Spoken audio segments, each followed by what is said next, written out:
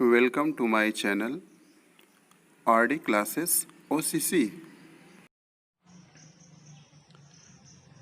Hello बच्चों, आशा करते हैं कि आप लोग बेहतर होंगे। आज के क्लास में हम लोग विद्युत धारा के चुंबकीय प्रभाव में दूसरा पार्ट इसका जानेंगे।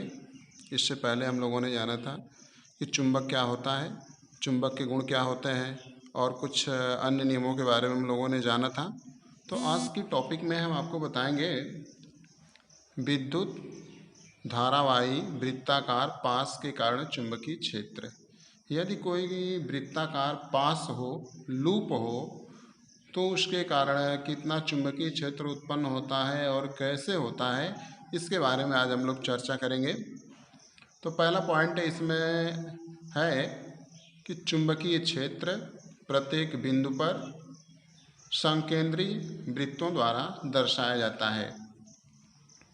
तो इसकी जो पहली टॉपिक है, इसमें यदि कोई बंद लूप हो, बंद लूप का मतलब आप समझें, यदि कोई लूप इस प्रकार से लिया जाता है, वायर के द्वारा हम इस प्रकार का अगर लूप बना देते हैं, एक वायर ये आया हुआ है तार और इसमें से इस प्रकार से धारा ऐसे प्रवाहित हो रही है, ऐसा अगर लूप बना हुआ है तो इसमें हम किसी भी बिंदु पर अगर हम जानना चाहते हैं, सपोज दैट हम यहाँ पर एक बिंदु ले लेते हैं, अगर इसी बिंदु की बात करते हैं तो इनके कथन के अनुसार देखिए कह रहे हैं विद्युत क्षेत्र प्रत्येक बिंदु पर संकेंद्री वृत्तों द्वारा दर्शाया जाता है। तो यहाँ पर जो क्षेत्र होगा इसको ऐसे वृत्त के द्वारा यहाँ पर दर्शाया जाएगा, जो कि आप देख सकते हैं यहाँ पर 19 संकेंद्रीय है, एक पास बनाया गया है, लूप है, चालक लूप है और यहाँ पर इस बिंदु पर इसको वृत्ताकार भाग के द्वारा दिखाया जा रहा है। दूसरी पॉइंट है, जब हम तार से दूर जाते हैं तो वृत्त निरंतर बड़े होते जाते हैं। आप यहाँ पर देख सकते हैं कि तार से जैसे हम दूर जा रहे हैं ये वृत्त बढ़ता जा रहा है। इस प्रकार से ये वृत्त का आकार बढ़ता चला जाएगा। ये आप देख रहे हैं इस प्रकार से बहुत काफ़ी बड़े बड़े ये वृत्त बनेंगे, इस प्रकार से आप देख सकते हैं इसे। फिर अगली पॉइंट है इसमें विद्युत धारावाही तार के प्रत्येक बिंदु से उत्पन्न चुंबकीय क्षेत्र रेखाएं पास के केंद्र पर सरल रेखा जैसे प्रतीत होती हैं। अब इसमें ये बताया जा रहा है कि यदि हम इस प्रकार से ये केंद्र अगर इसके इस बिंदु पर हम इन रेखाओं को खींचते चले जाएं और इस तरफ से भी एक प्रकार से वृत्त बनाकर उसकी भी रेखाएं खींचते चले जाएं, तो जो इसके केंद्र से होकर के गुजरेगी, ये जो लूप बनाया गया है, जो पास बनाया गया है, इस पास के सेंटर से जो होकर के गुजरेगी वह एक सरल रेखा के रूप में प्रतीत होगी, जैसा कि आप इसमें ये देख सकते हैं। एक सरल रेखा के रूप में दिखाया गया है NS, नॉर्थ से साउथ की ओर। अब इसमें पास के अंदर चुंबकीय क्षेत्र की दिशा एक समान होती है।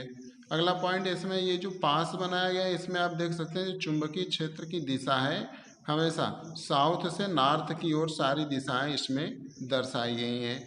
इस प्रकार से साउथ से नॉर्थ की ओर सब दिशाएं इसमें हैं। तो इस प्रकार से हमने आपको बताया कि विद्युत धारावाही वृत्ताकार पास के कारण चुंबकीय क्षेत्र, इसमें कैसे चुंबकीय क्षेत्र उत्पन्न होता है, उसकी दिशा कैसी होती है और कहाँ पर इसकी अधिकतम होती है, कहाँ पर न्यूनतम होती है, किस प्रकार से इसको दर्शाया जाता है, ये इस फिगर में आप इसको स्पष्ट देख सकते हैं। अब इसके बाद हम अगली टॉपिक जानते हैं विद्युत धारावाही वृत्ताकार पास के चुंबकीय क्षेत्र को प्रभावित करने वाले कारक। अब इसका जो चुंबकीय क्षेत्र होगा, इस पास की वजह से जो इसका मैग्नेटिक फील्ड उत्पन्न हो रहा है, उसको कौन कौन से कारक प्रभावित करते हैं, किस किस वजह से ये प्रभावित होता है, इसके बारे में हम जानेंगे।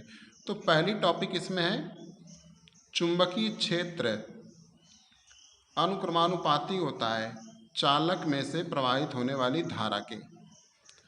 इस चालक में से जो धारा प्रवाहित होगी वह चुंबकीय क्षेत्र के समानुपाती होता है। अर्थात हम कह सकते हैं चुंबकीय क्षेत्र को हम B से दिखाते हैं। B is directly proportional to I, means that धारा। कह सकते हैं कि B का मान जितना ज़्यादा होगा उसमें, मतलब या कह सकते हैं प्रवाहित धारा जितना अधिक होगी B का मान भी उतना अधिक होगा। अर्थात धारा का मान जितना अधिक होगा चुंबकीय क्षेत्र का मान भी उतना अधिक होगा।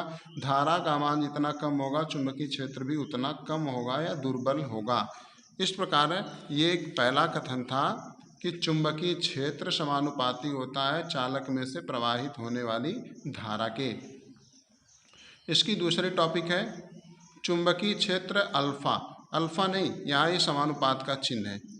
चुंबकीय क्षेत्र समानुपाती होता है, एक व्युत्क्रम अनुपाती होता है, सॉरी समानुपाती नहीं, व्युत्क्रम अनुपात होता है चालक से दूरी के।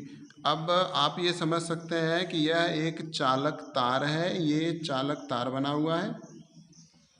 इस चालक तार से दूरी जितना अधिक होगी, जैसे इसकी दूरी, इसकी दूरी, इसकी दूरी, तो पहले वाले केंद्र की दूरी चालक से सबसे कम है, दूसरे वाले वृत्त की दूरी चालक से थोड़ा अधिक है, तीसरे वाले की और भी अधिक है, फिर और ये चौथा वृत्त जाएगा उससे दूरी और भी अधिक होगी। तो इस प्रकार से हम देख रहे हैं इसकी दूरी बढ़ रही है। तो जितनी अधिक दूरी पर, जैसे यहाँ पर हम गणना करेंगे तो तार के काफ़ी नज़दीक होंगे, इस वजह से यहाँ पर चुंबकीय क्षेत्र अधिक मिलेगा इस बिंदु पर। जैसे हम यहाँ पर करेंगे तो इसकी तुलना में यहाँ पर थोड़ा सा हमको कम मिलेगा और यहाँ पर और कम मिलेगा। अर्थात जितनी दूर हम चले जाएंगे, जितनी दूरी अधिक होगी, हमें चुंबकीय क्षेत्र उतना ही कम मिलेगा। अर्थात आप समझ जाइए कि चुंबकीय क्षेत्र चालक से दूरी के व्युत्क्रम अनुपात में होता है। इसकी तीसरी पॉइंट हम जानते हैं चुंबकीय क्षेत्र कुंडली के फेरों की संख्या पर निर्भर करता है। अब आप बात को समझें, जैसे हम कोई कुंडली बनाना चाहते हैं तो इसमें फेरों की संख्या, ये जो वायर है, ये तार है, एक तार के ऊपर हम जो फेरों की संख्या, कितने फेरे लपेट रहे हैं, जैसे एक फेरा इस पर लपेट गया, फिर इसके बाद दूसरा फेरा इस पर लपेटना, फिर इसके बाद तीसरा फेरा इस पर लपेटना है, इस प्रकार से। तो इस प्रकार से इस पर जो लपेटे गए फेरों की संख्या होती है वह उस पर भी निर्भर करती है। फेरों की संख्या जितनी अधिक होगी चुंबकीय क्षेत्र भी उतना अधिक होगा, फेरों की संख्या जितनी कम होगी उसका चुंबकीय क्षेत्र भी उतना ही कम होगा। अगला पॉइंट है चुंबकीय क्षेत्र संयोजित होता है। संयोजित का अर्थ जुड़ जाता है। अर्थात यहाँ पर हम बता सकते हैं, देखिए, प्रत्येक फेरे का चुंबकीय क्षेत्र दूसरे फेरे के चुंबकीय क्षेत्र से संयोजित हो जाता है। मतलब कि आप ये समझें कि अगर हमने एक फेरा लपेट दिया है तो अब इसके बाद अगर इसका चुंबकीय क्षेत्र B है, अगर हम इसमें दूसरा फेरा लपेट देते हैं तो अब इसका मान लीजिए दूसरा फेरा लपेटे हैं, अभी उसका चुंबकीय क्षेत्र B डैश मान लेते हैं, तो पूरे कुंडली का चुंबकीय क्षेत्र क्या हो जाएगा, यह B और ये B डैश दोनों जुट जाते हैं। आप समझे बात को कि पहले फेरे के लिए जो लपेटे थे उसका चुंबकीय क्षेत्र B था और दूसरा फेरा जो हमने इस पर लपेटा उसका B डैश था, तो पूरे के पूरे कुंडली का चुंबकीय क्षेत्र क्या हो जाएगा इसमें, क्योंकि दो फेरे हो चुके हैं, दोनों फेरों का कुल चुंबकीय क्षेत्र क्या हो जाएगा, संयोजित हो जाएगा। इसी प्रकार से अगर तीसरा फेरा लपेटते हैं तो तीसरे का भी क्षेत्र संयोजित हो जाएगा। यही बात इसमें बताई जा रही है कि चुंबकीय क्षेत्र संयोजित होते हैं, प्रत्येक फेरे का चुंबकीय क्षेत्र दूसरे फेरे के चुंबकीय क्षेत्र में संयोजित हो जाता है, क्योंकि विद्युत धारा की दिशा एक वृत्ताकार फेरे में समान होती है। जैसे आप देख सकते हैं कि एक वृत्ताकार ये फेरा लिया गया है, इस एक फेरे में इसमें धारा की दिशा देखिए समान बताई गई है। इसमें वृत्ताकार होने पर विद्युत धारा की दिशा, इसमें विद्युत धारा की दिशा सब में एक ही होगी, जैसे यहाँ पर बताया गया था कि सब में एक ही प्रकार से विद्युत धारा प्रवाहित तो होगी, तो सब में धारा एक ही होती है, इसलिए क्षेत्र संयोजित हो जाते हैं। अब इसके बाद हम अगली टॉपिक जानेंगे परिनालिका, कि धारावाही परिनालिका क्या होती है। पास पास लिपटे विद्युत रोधी तांबे के तार की बेलन की आकृति की अनेक फेरों वाली कुंडली को परिनालिका कहते हैं। यदि पास पास यदि कोई एक लोहे की इस प्रकार से बेलन ले ली जाए और इस पर तार के फेरे लपेटना शुरू कर दिए जाएं, तार का एक फेरा लपेट दिया गया है, अब इसी के ऊपर हम दूसरा फेरा लपेटते हैं, दो फेरे हो गए इस पर, फिर इसके बाद तीसरा फेरा लपेटते हैं, 3 फेरे हो गए इस पर। ये मोटा होता चला जाएगा फेरों की संख्या लपेटने पर। तो हम इस पर अनेक फेरों की संख्या लपेट दिए तो इस प्रकार की जो संरचना बनती है इसी को हम धारावाही परिनालिका कहते हैं। इसके दोनों सिरों को बैटरी के द्वारा जोड़ दिया जाता है, क्योंकि लपेटेंगे तो तार के 2 सिरे होंगे, एक इधर से दूसरा इधर पर जाकर खत्म होगा। तो वही बात है, पास पास लिपटे विद्युत रोधी तांबे के तार के बेलन की आकृति की अनेक फेरों वाली कुंडली को परिनालिका कहते हैं, जो कि यहाँ पर धारावाही परिनालिका का ये चित्र आपको दिखाया जा रहा है। ये तार के फेरे लपेटे गए हैं और इन तार के फेरों के लिए पहला छोर और अंतिम छोर को ला करके बैटरी के द्वारा जोड़ दिया गया है। इसमें आप स्पष्ट देख सकते हैं। और अब इसमें क्या उत्पन्न होता है, इसकी क्या कंडीशन होती है, इसके बारे में आपको आगे बताते हैं। ये जो फिगर आप देख रहे हैं, इस फिगर में परिनालिका का चुंबकीय क्षेत्र छड़ चुंबक के जैसा होता है। ये जो परिनालिका बनी हुई है इसका चुंबकीय क्षेत्र छड़ चुंबक की ही भांति होती है। ठीक उसी तरह से जैसे आपको हमने पीछे बताया था कि छड़ चुंबक में 2 ध्रुव होते हैं, एक यन होता है और दूसरा यस होता है। तो यन की भांति और यस की भांति भी यह परिनालिका भी व्यवहार करती है।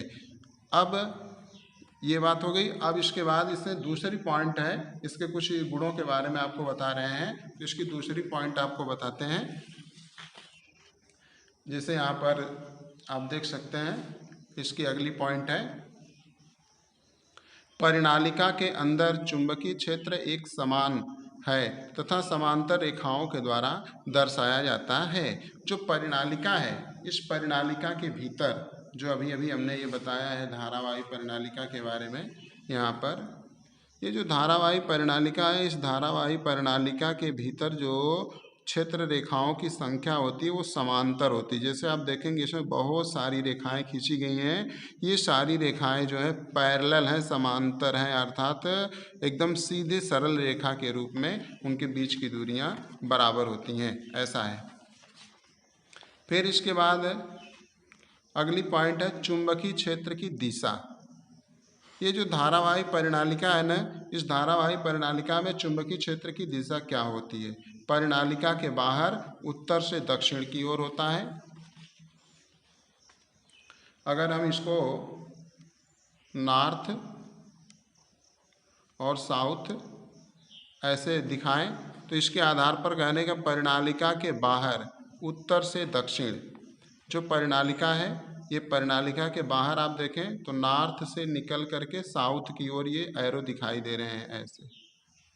ये नॉर्थ से निकल करके साउथ की ओर चलेंगे, उत्तर से दक्षिण की ओर होती है। और दूसरी बात ये बता रहे हैं कि परिनालिका के अंदर दक्षिण से उत्तर की ओर। अब यदि आ जाए फिर इसमें तो परिनालिका के भीतर अगर आप देखें तो ये साउथ से नॉर्थ की ओर होता है। तो आप समझ चुके होंगे कि परिनालिका के बाहर जो होता है चुंबकीय क्षेत्र की दिशा उत्तर से दक्षिण की ओर होती है और परिनालिका के अंदर दक्षिण से उत्तर की ओर होती है।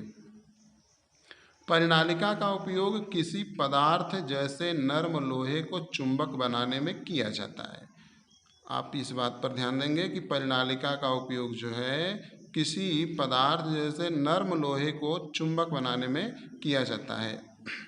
अब अगली टॉपिक आपको बताते हैं, विद्युत चुंबक क्या होता है और अस्थायी चुंबक क्या होता है। यह अस्थायी चुंबक होता है, जिसको हम कह सकते हैं टेम्परेरी।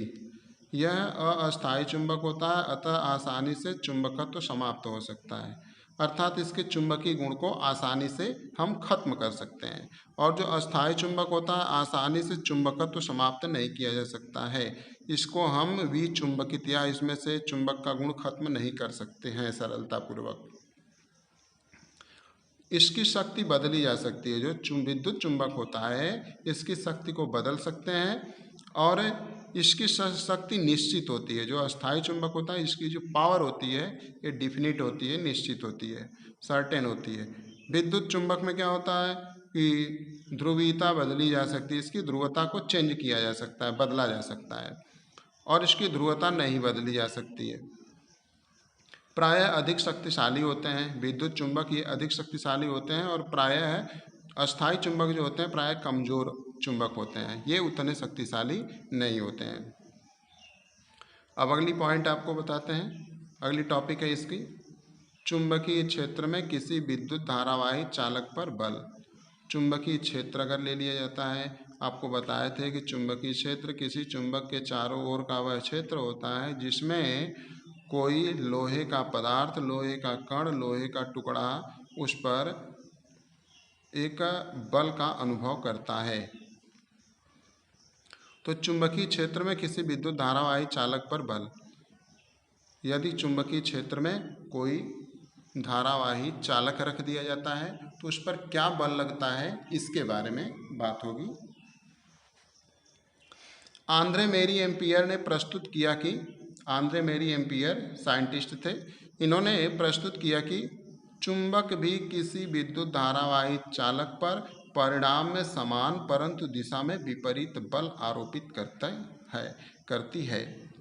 इन्होंने बताया कि चुंबक भी, यदि कोई चुंबक है तो किसी विद्युत धारावाही चालक पर, जैसे समझाते हैं इसे आपको। यदि एक चुंबक ले लिया जाता है, यह एक चुंबक हो गया, अगर कोई धारावाही चालक हो गया, तार ले लिया जाए, तो इनके कहने के आधार पर बताया जा रहा है कि चुंबक भी किसी धारावाही चालक पर, यह एक चुंबक है और यह धारावाही चालक है, पर परिमाण में समान परंतु दिशा में विपरीत बल आरोपित करता है।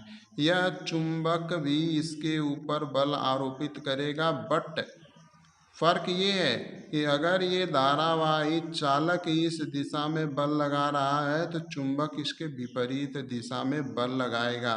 अर्थात आप समझ जाए बात को, अगर चुंबक जो बल लगा रहा है वह, अगर ये धारावाही चालक जो बल लगा रहा है इस दिशा में लगा रहा है तो चुंबक इसके विपरीत दिशा में ऐसे बल लगाएगा, लेकिन दोनों का परिमाण बराबर होगा और दिशा सिर्फ विपरीत होगी। अगर इसके द्वारा लगाया गया बल F1 है तो इसके द्वारा भी लगाया गया बल F1 ही होगा, केवल दोनों की दिशा बदल जाएगी कि इसकी दिशा इस दिशा में है, इसकी दिशा इस दिशा में है, तो केवल दिशा बदल जाती है लेकिन परिमाण दोनों के बराबर होते हैं, ऐसा आंद्रे मेरी एम्पियर ने प्रस्तुत किया। चालक में विस्थापन उस समय अधिक होता है, यह जो चालक बताया गया है, इस चालक में विस्थापन उस समय अधिक होगा, अर्थात ये ज़्यादा दूरी पर पीछे खिसक जाएगा उस समय जब विद्युत धारा की दिशा चुंबकीय क्षेत्र की दिशा के लंबवत होती है। जब विद्युत धारा की दिशा, जब मान लीजिए इस तार में धारा की दिशा ऐसे है और इस चुंबकीय क्षेत्र की दिशा कुछ इस प्रकार से हो, चुंबकीय क्षेत्र की दिशा ऐसे हो, अर्थात ये चुंबकीय क्षेत्र B की दिशा हो गई और ये चालक तार धारा I की दिशा हो गई और दोनों एक दूसरे से परपेंडिकुलर हो गए, 90 डिग्री के कोण पर अगर हो जाते हैं, दोनों के बीच का कोण अगर 90 डिग्री हो जाता, आप देख सकते हैं ये धारा हो गई, ये चुंबकीय क्षेत्र की दिशा हो गई। अगर दोनों 90 डिग्री पर हो जाते हैं तो हम स्पष्ट कह सकते हैं कि ऐसे समय में विस्थापन सबसे अधिक होगा। चुंबकीय क्षेत्र लंबवत दिशा में होती है तो विस्थापन अधिक होता है। और अगला, विद्युत धारा की दिशा बदलने पर बल की दिशा भी बदल जाती है। अब बात यह है कि यदि इस चालक तार और ये चुंबक, ये इस दिशा में बल लगा रहा है और धारा इधर होने की वजह से धारा, अगर इसका चुंबकीय क्षेत्र की दिशा, चुंबकीय क्षेत्र की दिशा के, अगर चुंबकीय क्षेत्र, अगर ये इसकी दिशा और चुंबकीय क्षेत्र की दिशा दोनों एक दूसरे के ऐसे परपेंडिकुलर लंबवत हैं, तो अगर हम इसकी धारा की दिशा को बदल देते हैं तो इस पर, यह इस दिशा में बल लगा रहा, इनके कहने के आधार पर देखते हैं, विद्युत धारा की दिशा बदलने पर बल की दिशा बदल जाती है। अगर हम विद्युत धारा की दिशा को बदल दें तो इस पर लगने वाले जो बल की दिशा थी वो भी बदल जाएगी, अर्थात फिर उस दोनों एक दूसरे के विपरीत कार्य करने लगेंगे, वो इस दिशा में कार्य करने लगेगा, ये इस दिशा में कार्य करने लगेगा, दोनों हमेशा एक दूसरे के अपोजिट डायरेक्शन में होते हैं। यहाँ पर इस चीज़ को थोड़ा समझाने का प्रयास किया गया है कि यहाँ पर एक छड़ चुंबक लिया, यहाँ नाल चुंबक लिया गया है यू आकार का, और यहाँ पर एक चालक तार ऐसे स्वतंत्रता पूर्वक लटकाया गया है, और इसमें एक वायर के द्वारा इसको कनेक्ट करके इसे बैटरी के द्वारा जोड़ दिया गया है। यहाँ पर आप देख सकते हैं ऐसे। जैसे ही कुंजी K1 को ऑन किया जाता है, धारा प्रवाहित होती है। धारा प्रवाहित होने पर इसमें थोड़ा सा विक्षेप उत्पन्न होता है चालक तार में धारा प्रवाहित करने पर, और यही बताया गया है कि चालक में विस्थापन उस समय अधिक होता है। ये जो चालक बताया गया है इसमें सबसे ज़्यादा विस्थापन तब होता है जब विद्युत धारा की दिशा चुंबकीय क्षेत्र की दिशा के लंबवत हो जाता है। जब इसमें चुंबक की अपनी जो क्षेत्र की दिशा होती है वह, और इसमें जो धारा की दिशा प्रवाहित हो रही है वह, दोनों अगर एक दूसरे के लंबवत हो जाते हैं तो ऐसे कंडीशन में इसका चालक में विस्थापन अधिकतम देखने को मिलता है। अब इसके बाद जो है अगली टॉपिक हम लोग जानेंगे इसमें फ्लेमिंग का बाम हस्त नियम, कि फ्लेमिंग के बाएं हाथ का नियम क्या होता है। तो आइए देखते हैं कि फ्लेमिंग के बाएं हाथ का नियम क्या है।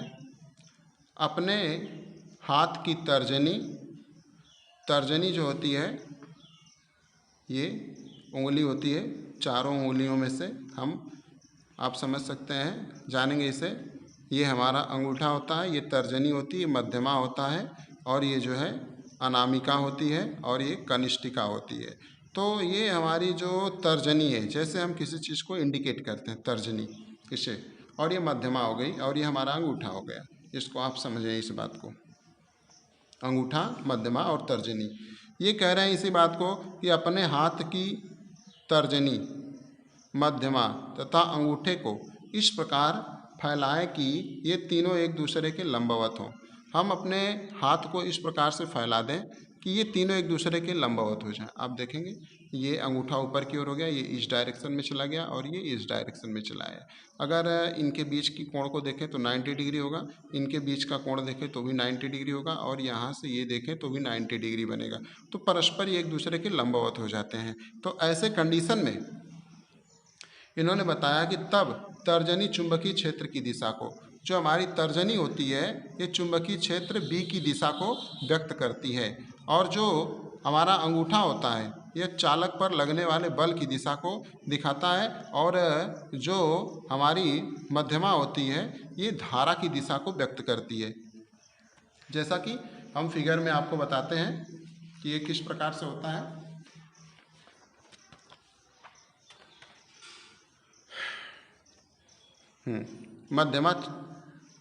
मध्यमा चालक में प्रवाहित धारा की दिशा की ओर संकेत करती है, तो अंगूठा चालक की गति की दिशा या बल की दिशा को संकेत करता है।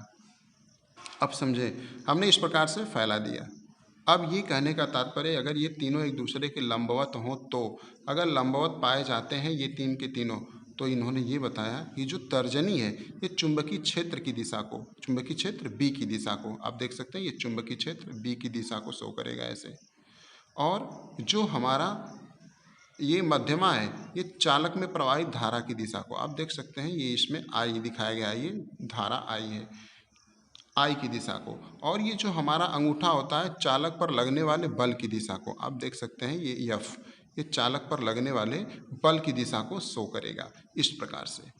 अब देखें, अब ये हमारी हो गई तर्जनी, चुंबकीय क्षेत्र की दिशा को दिखाएगी, और ये धारा की दिशा को, और ये अंगूठा जो लंबवत है ऊपर की ओर चालक पर लगने वाले बल की दिशा को व्यक्त करता है। मतलब आप समझे FBI, ये फ्लेमिंग के बाएं हाथ का नियम है। बाएं हाथ का नियम यही होता है कि यदि हम पास की तीनों अंगूठे और पास की दोनों अंगुलियों को इस प्रकार लंबवत फैला दें कि सब एक दूसरे के 90 डिग्री से कोण बनाए एक दूसरे से, तो ऐसे कंडीशन में जो ये होती है चुंबकीय क्षेत्र की दिशा को दिखाती है तर्जनी, और मध्यमा जो होती है धारा की दिशा को, और अंगूठा चालक पर लगने वाले बल की दिशा को प्रदर्शित करता है। यही है फ्लेमिंग के बाएं हाथ के नियम, अंगूठे का नियम। यहाँ पर आप देख सकते हैं इस प्रकार से ये विद्युत धारा की दिशा को, विद्युत धारा I की दिशा को शो कर रहा है, और ये चुंबकीय क्षेत्र B की दिशा को दिखाएगा, और ये अंगूठा चालक पर लगने वाले बल की दिशा को दिखाएगा। ये आप देख सकते हैं कि तीनों एक दूसरे से 90 डिग्री पर हैं। ये अंगूठा वाला हो गया, ये अंगूठा वाला चालक पर बल, ये चुंबकीय क्षेत्र B और ये विद्युत धारा I। अब इसमें देखें तो ये 90 डिग्री पर है, ये 90 डिग्री पर होते हैं इस प्रकार से। अब इसमें अगली बात जान लेते हैं। मानव शरीर के हृदय व मस्तिष्क में महत्वपूर्ण चुंबकीय क्षेत्र होता है। जो मानव का हृदय होता है हार्ट और जो मस्तिष्क ब्रेन होता है, इसमें महत्वपूर्ण चुंबकीय क्षेत्र पाया जाता है। जैसे इसीलिए MRI होता है, जिसको मैग्नेटिक रेजोनेंस इमेजिंग कहते हैं, जिसे हम चुंबकीय अनुनाद प्रतिबिंबन का प्रयोग करके शरीर के भीतरी अंगों को प्रतिबिंब प्राप्त किए जा सकते हैं। जो हमारे शरीर के आंतरिक पार्ट है, इंटरनल पार्ट होते हैं, उसके हम प्रतिबिंब प्राप्त कर पाते हैं, जिसको हम MRI के नाम से जानते हैं, मैग्नेटिक रेजोनेंस इमेजिंग जिसे हम कहते हैं। अब इसके बाद हम जानते हैं गैल्वेनोमीटर, कि गैल्वेनोमीटर क्या होता है। तो गैल्वेनोमीटर के बारे में जानते हैं। एक ऐसी युक्ति जो परिपथ में विद्युत धारा की उपस्थिति को संसूचित करता है तथा धारा की दिशा को भी संसूचित करता है, हम उसे गैल्वेनोमीटर के नाम से जानते हैं। यह एक ऐसी युक्ति होती है, यह एक ऐसा जुगाड़ होता है जिसके द्वारा हम परिपथ में विद्युत धारा की उपस्थिति, अर्थात हम ये जान लेते हैं कि परिपथ में विद्युत धारा उपस्थित है अथवा नहीं है, हम इससे उपस्थिति का जानकारी लेते हैं। यह धारा की दिशा को भी व्यक्त करता है। इसके बाद हम जानेंगे विद्युत चुंबकीय प्रेरण क्या होता है। जब किसी चालक को यदि कोई चालक है परिवर्ती चुंबकीय क्षेत्र में रखा जाता है तो चालक में विद्युत धारा प्रेरित होती है। जब किसी चालक को किसी परिवर्ती का अर्थ होता है ऐसे चुंबकीय क्षेत्र में रखें जिसका क्षेत्र हमेशा बदल रहा हो, घट रहा हो, बढ़ रहा हो, घट रहा हो, बढ़ रहा हो, ऐसे में रखें तो चालक में विद्युत धारा प्रेरित होने लगती है। अर्थात परिवर्तित चुंबकीय क्षेत्र की वजह से एक धारा प्रेरित होती है। यह धारा प्रेरित विद्युत धारा कहलाती है।